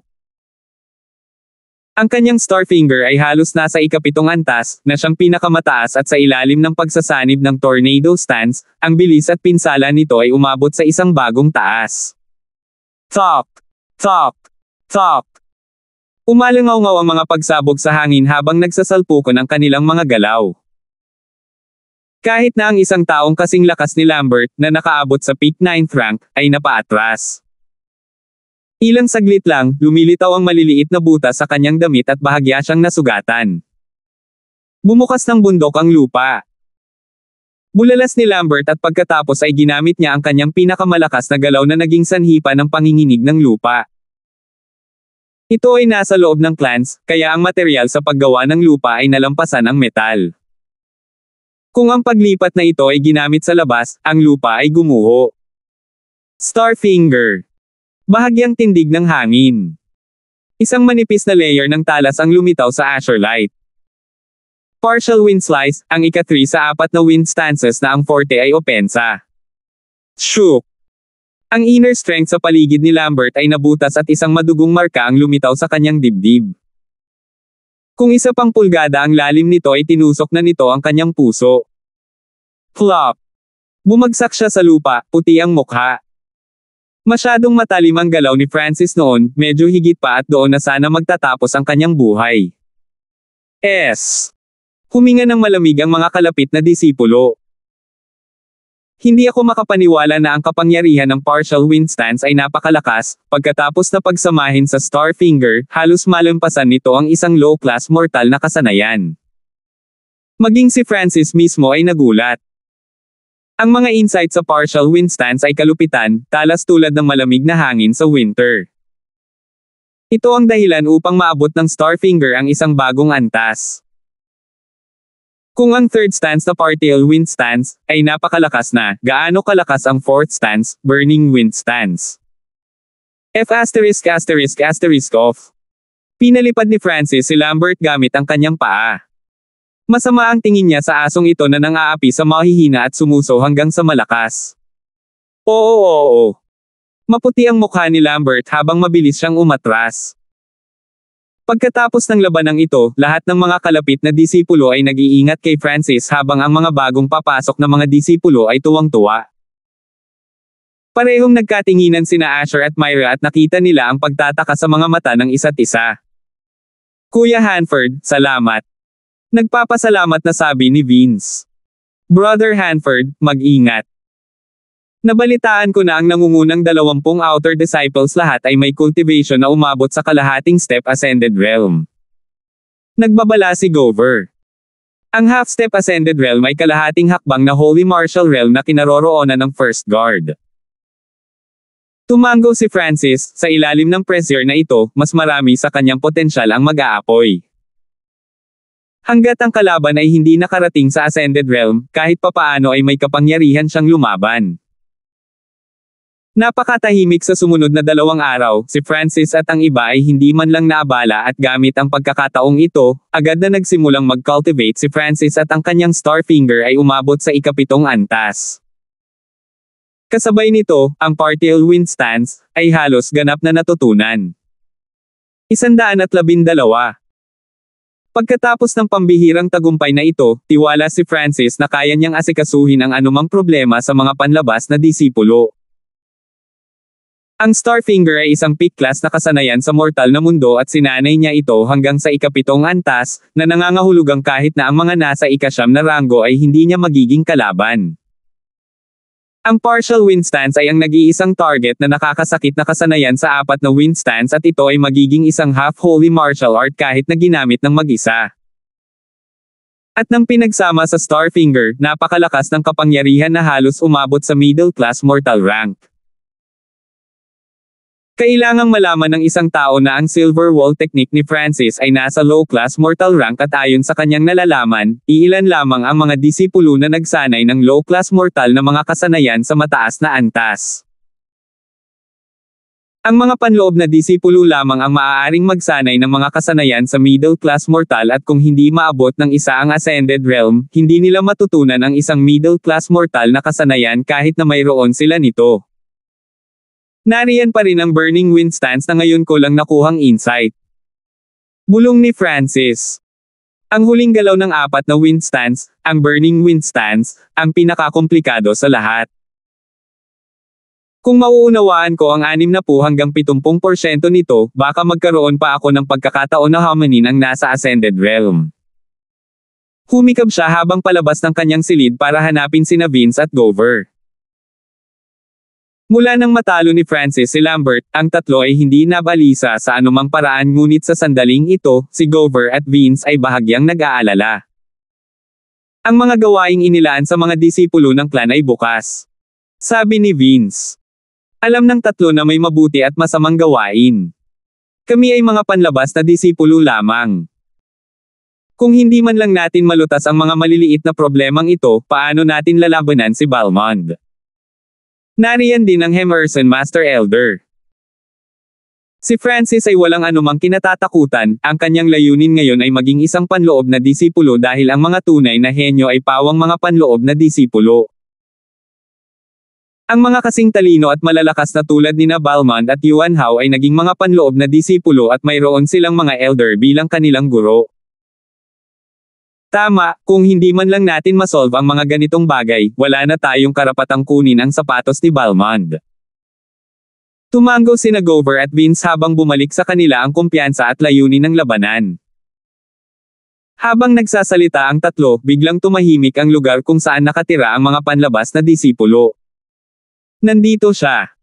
Narinig ang mababang bulong ng takot at pag-iingat. Sino ang nandito? Napagtanto ni Francis at ng dalawa pa na may mali. Hindi ba't si Horace, ang ikaapat na ranggo ng mga panlabas na disipulo, ay may sariling patio? Anong ginagawa niya rito? Ang ilan sa mga nakatatandang panlabas na disipulo ay puno ng paggalang at maingat. Sa oras na ito, 3 tao ang pumasok mula sa pasukan ng kanilang tinitirhan. Ang nasa gitna ay isang hubad na dibdib na puno ng kalamnan at bagaman hindi niya sinasadyang ilabas ang kanyang aura, nagulat pa rin ito sa iba. Bawat hakbang ng Torre figure ay manganginig at ang mga puso ng kalapit na panlabas na mga disipulo ay manginig. Siya ay nasa ikaapat na ranggo sa mga panlabas na disipulo, si Horace. Anong lakas! Kaya niyang i-demolish ang normal na ikasyam na ranggo gamit lang ang kanyang katawan. Nahadyap ng kaliwang mata ni Francis ang istruktura ng buto at kalamnan sa kanyang katawan at hindi niya maiwasang mabigla. Sa mga tuntunin ng lakas ng katawan, ang kay Horace ay mas malakas kaysa sa kanya. Sigurado si Francis na nagsanay siya sa isang diskarte na hindi mas mahina kaysa sa Silver Wall technique. Ang mas nakakatakot ay ang paglilinang ng taong ito ay umabot din sa kalahating Ascended Realm. Malamang, ang nangungunang 20 outer disciples ay nakarating na lahat sa half-ascended realm, na nangangahulugan na sila ay nasa parehong antas ng first guard. Half-step ascended realm at malakas na pisikal na lakas. Mahirap isipin kung gaano kitikot ang taong ito. Habang papalapit si Horace, mararamdaman ng mga taong malapit sa kanya ang kanilang mga ulo. Anong kapangyarihan? Walang sino man maliban kay Master ang makapagbibigay sa akin ng ganoong pressure.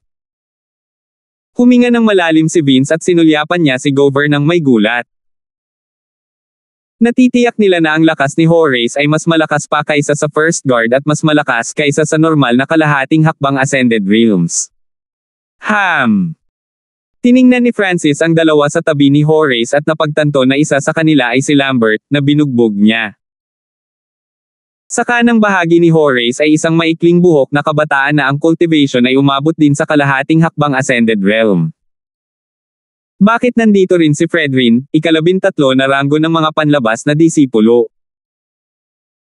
Hindi ba lahat ng nangungunang 20 panlabas na disipulo ay may kanya-kanyang courtyard dahil sila ay kapalit na panloob na mga disipulo? Ang mga tingin ng karamihan ay lumipat sa maikling buhok na kabataan.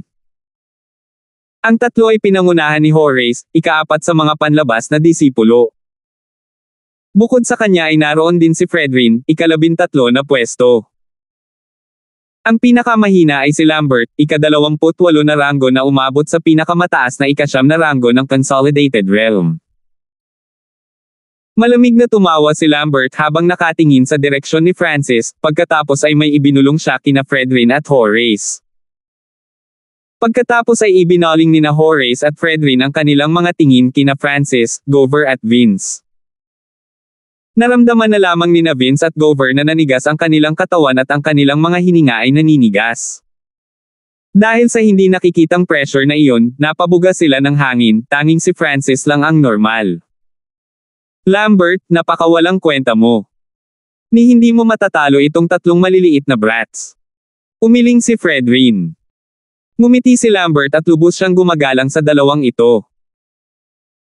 Sa Broken Moon Clan, ang nangungunang 20 outer disciples ay nakita bilang mga kahalili para sa panloob ng mga disipulo, at ang pagtrato sa kanila ay higit na nalampasan ang mga normal na panlabas na disipulo.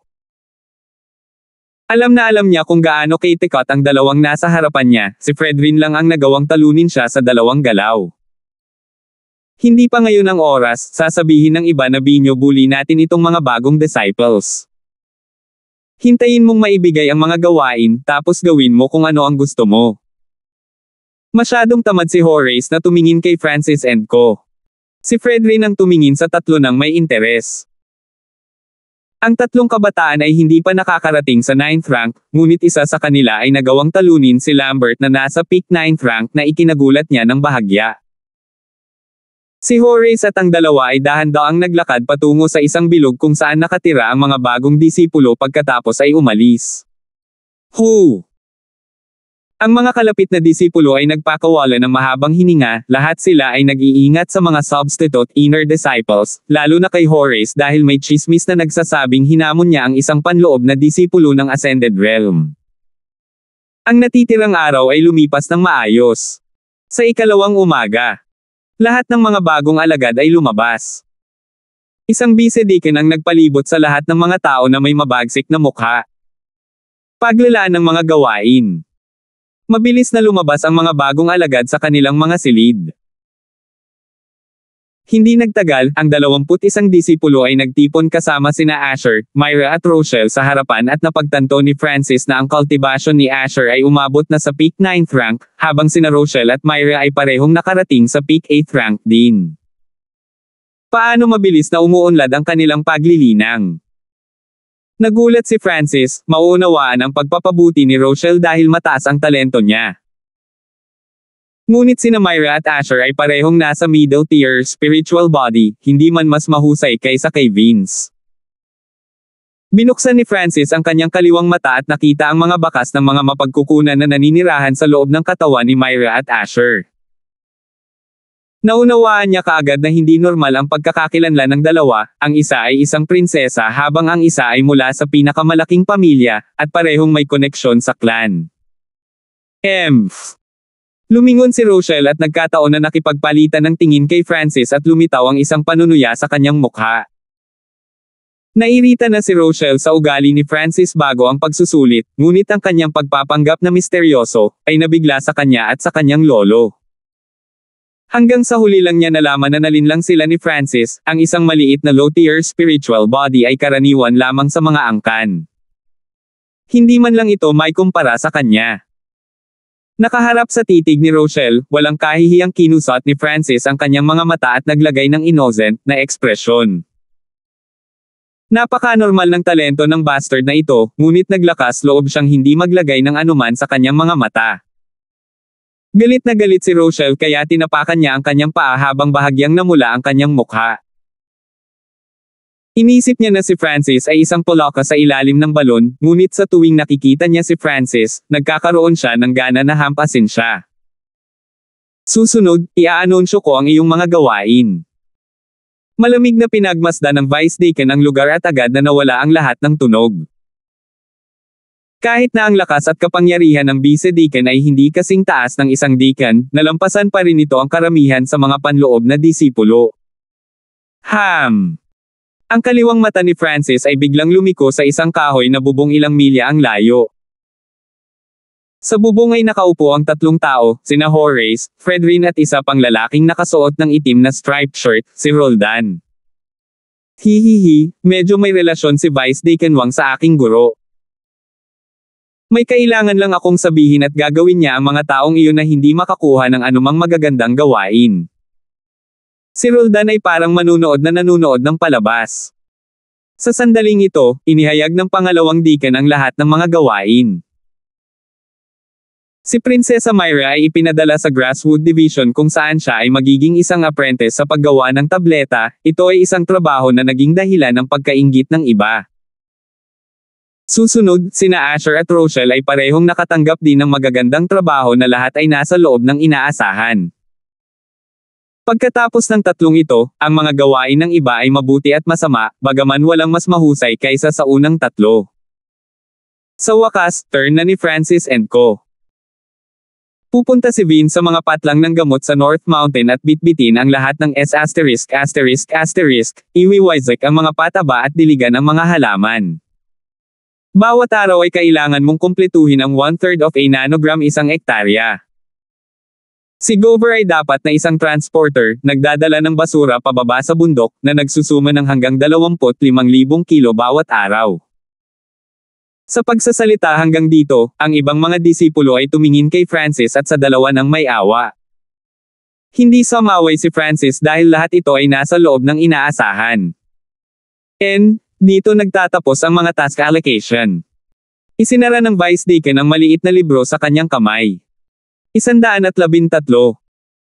Ang mga gawain ay lahat ay inilaan, ang iba ay masaya sa kanilang nakuha habang ang iba ay malungkot.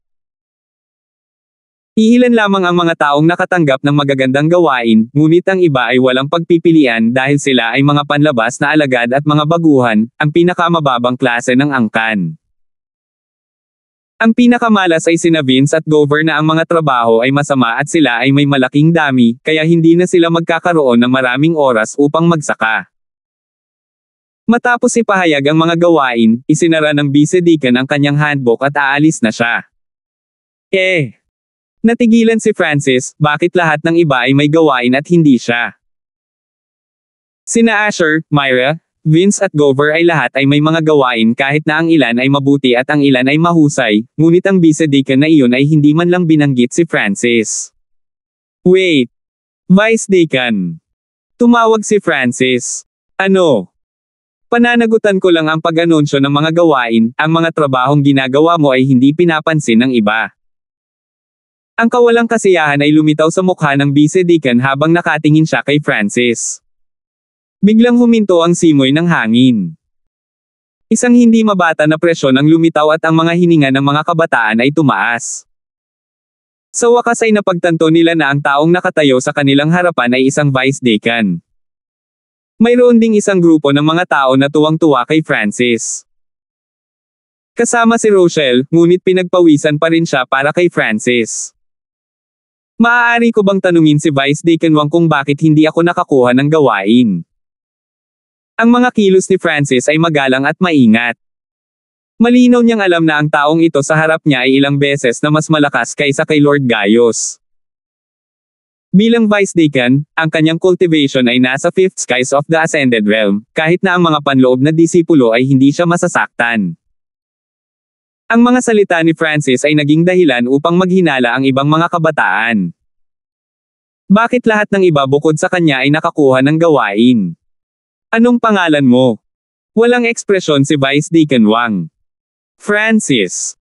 Ang kabataan ay mapagpakumbaba at tiwala. Kakapasok lang niya sa clan at wala siyang problema, kaya walang magawa sa kanya ang Vice Deacon. Ikaw si Francis. Ang sorpresa ay lumitaw sa mukha ni Vice Deacon Wang habang sinusuri niya si Francis sa isang bagong liwanag. Nawala din ang pressure noon.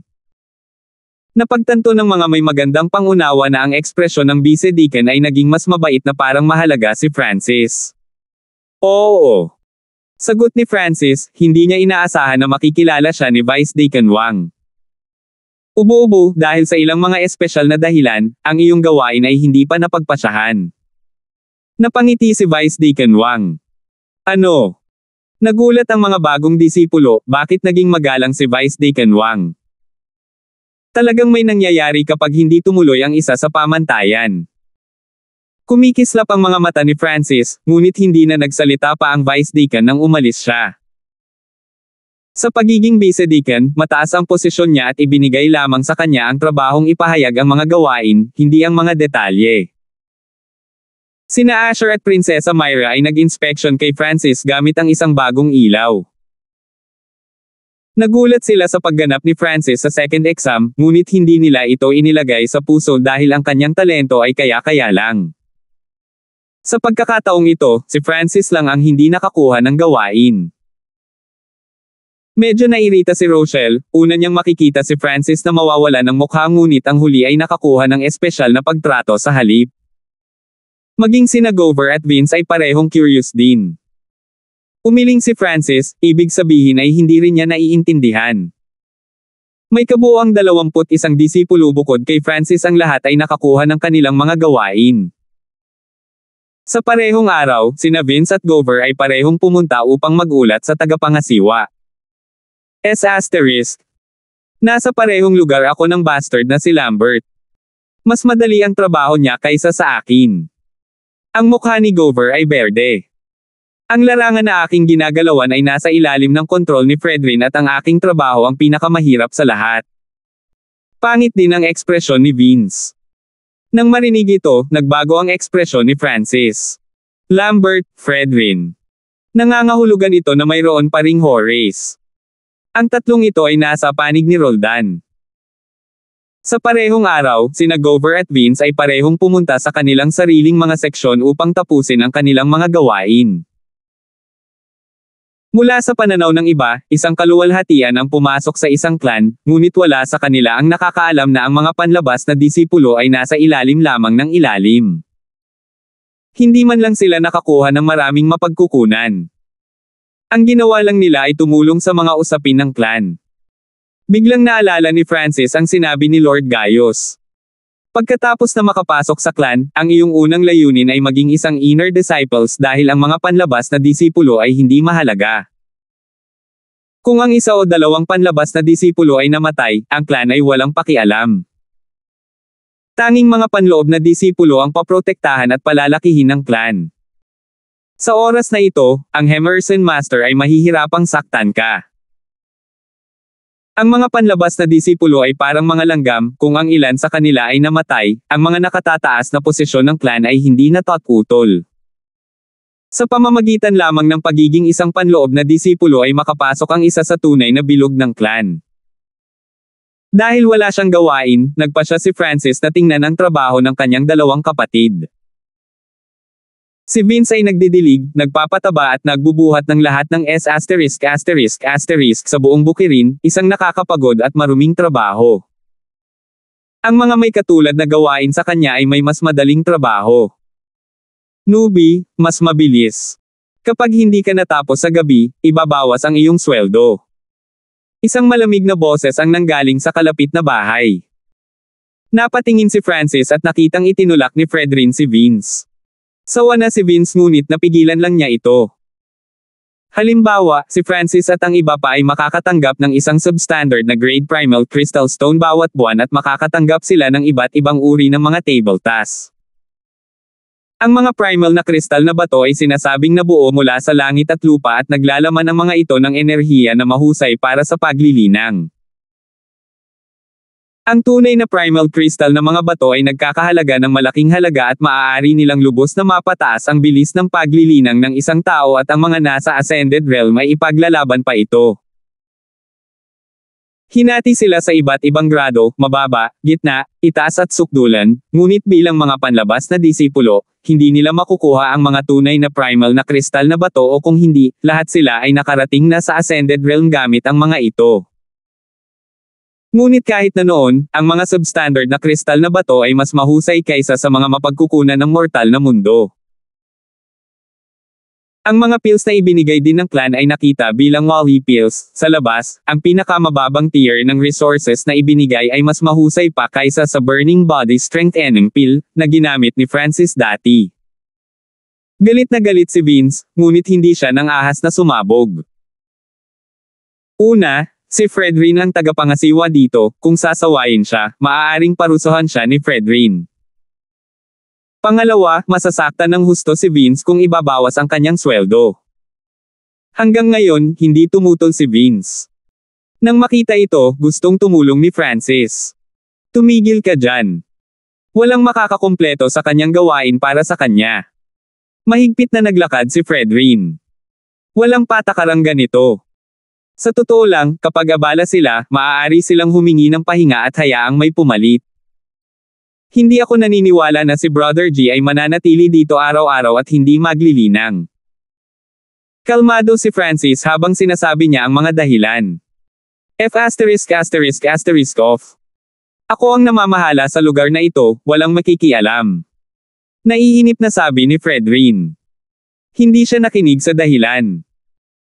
Ang pangangatwiran, ang isang tao ay kailangang magkaroon ng kwalipikasyon upang makapagpaliwanag sa kanya.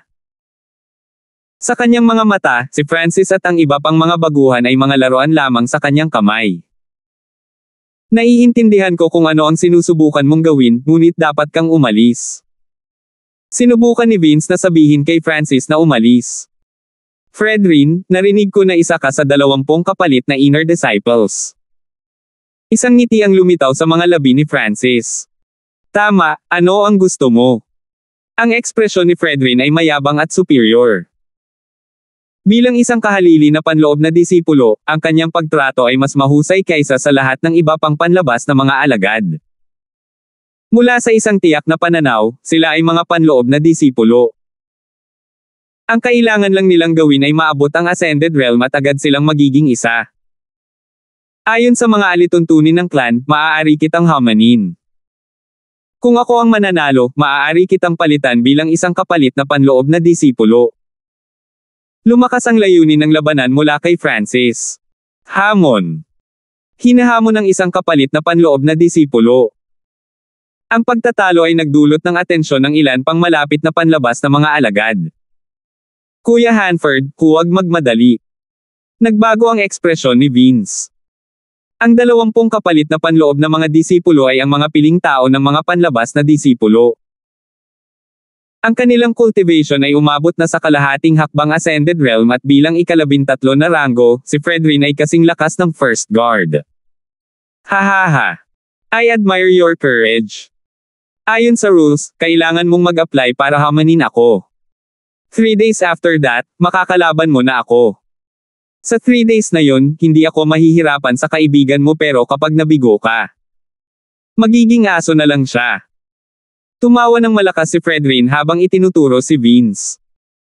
Ang kanyang mga aksyon ay nangangahulugan na dapat malaman ni Francis ang mga kahihinatnan ng paghamon sa kanya. Fine. See you in 3 days time. Bumalik si Francis sa Grasswood Division upang makita kung ano ang kalagayan ni Gover. Ang responsibilidad ni Gover ay ilipat ang basura at ang basura ng Grasswood Division ay nakatambak sa bundok. Ang isa ay karaniwang gumagawa ng 10-10 table task na may isang bundok ng mga mapagkukunan, sa makatuwid mayroong maraming basura.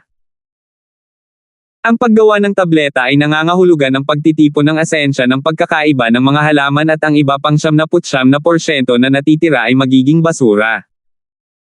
Ang sitwasyon ni Gover ay hindi mas mabuti kaysa kay Vince. Dahil kasama niya si Lambert, ang mga gamit na dala niya ay ayaw ng iba. Nang makitang lumakad si Francis, lumamlam ang mga kilos ni Lambert, nananatili pa rin sa kanyang alaala ang pambubugbog ni Francis sa araw na iyon. Kapag naging kapalit ako ng panloob na disipulo, bahagya silang mag-iingat kung gusto nilang i-bully sila. Sa pag-iisip hanggang dito, lumayo si Francis at nag-apply para labanan si Fredrin na nasa ika-13 na pwesto. Nang sumapit ang gabi, narinig ng lahat ng bagong alagad ang balitang ito.